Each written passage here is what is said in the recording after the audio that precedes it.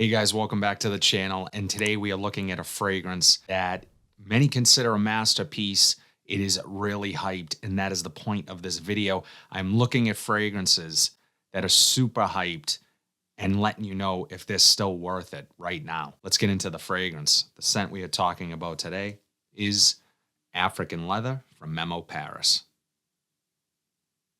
And as I said, this one is widely considered by many to be an absolute masterpiece, the best from the house of Memo.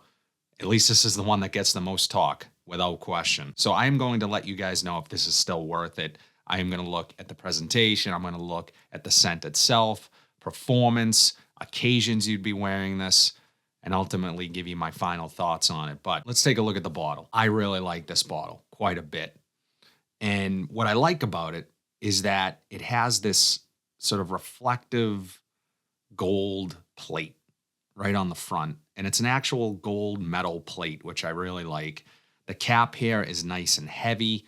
And I just like the tone of the bottle. It's got this sort of tan, brownish, hazy bottle with that gold plate on the front and the tiger. And the tiger's eyes are blue. You have white print.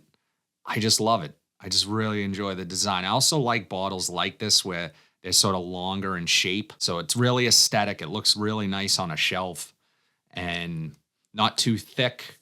You know, I appreciate the presentation. And I'm not a massive presentation guy, but let's take a look at the atomizer as well. Pretty good atomizer. Kind of spits it out, but you get a lot of juice and it produces a nice cloud of fragrance. So let's talk about the scent. Surprisingly, with leather being in the name of this fragrance, it is less of a leather fragrance and more of a spicy cardamom, saffron heavy fragrance. There's definitely some leather there as this evolves. I think skin chemistry might also play a role here to some degree on some people's skin. You might get more of the leather off of your skin than I do off of mine. For the most part, it's not a leather forward fragrance, not for me anyways. And the leather I do get is sort of a more subtle suede type leather. At the top, it has a warm, addictive spiciness. It's eye-opening when you first spray this and smell it, especially when it's building up the hype that it does. You smell it, at least for me, I smelled it and said, okay, I understand the hype. I really enjoy this. This is probably going to be a new love for me. It also has a pretty obvious arid feeling to it, a dryness to it, but it blends beautifully with some underlying freshness as well. And what helps it get there is the musk here. There's some bergamot and there's some geranium. So those notes sort of combined with the spicier notes deliver an underlying freshness that it drastically needs because there's little to no sweetness here. So that freshness really sort of rounds things out. I think the most popular fragrance that I would compare this to give you some sense of how this fragrance is structured is something like a Cartier Declaration. And I think the reason why I'm reminded of that is that's more lavender heavy. It has more of a clean, mass appealing feel to it than this does. But the blend of the cumin along with the cardamom in this fragrance reminds me of that scent. Again, they don't smell exactly the same, but the way they're structured, the way they come across, you can, you know, if you're going into this blind completely, you've never smelled this, you have no way to test it. That's probably the most popular fragrance that I would compare it to. So what seasons would I wear this? I think it's going to be ideal in cooler weather without question. It's going to be more versatile in cooler weather. With that being said, can you wear this in warmer weather? Of course, you can wear this in warmer weather. However, I would reserve it for evenings out, summer nights, spring nights. It's versatile in that sense.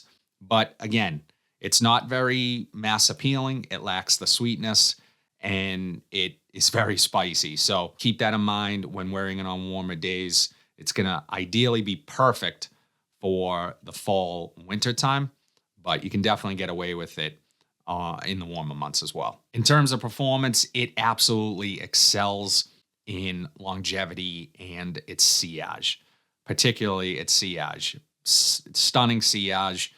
You are going to grab the attention of people around you. It's just one of those fragrances that sort of reaches each corner of the room. With that being said, it's not a beast mode performer. It's not going to overwhelm people. So you will get people's attention as you move through the room, but it's not going to, I think, turn anybody off as being too potent, too powerful. And then longevity, this lasts forever on my clothes and my skin, so I get fantastic longevity here. In terms of when I would personally wear this, the occasions, I would say it has this refined masculinity to it, so I imagine this being a little bit more elevated in terms of your outfit, a little more dressed up and put together. Because it lacks the sweetness, it's less of a casual fragrance. You're just not gonna necessarily maybe want to reach for it in more casual situations because of the lack of that sweetness. But dressed up, button up, collar, slacks, nice shoes, going out for the night, it's gonna shine. So full retail for African leather Memo Paris is steep. It's $310.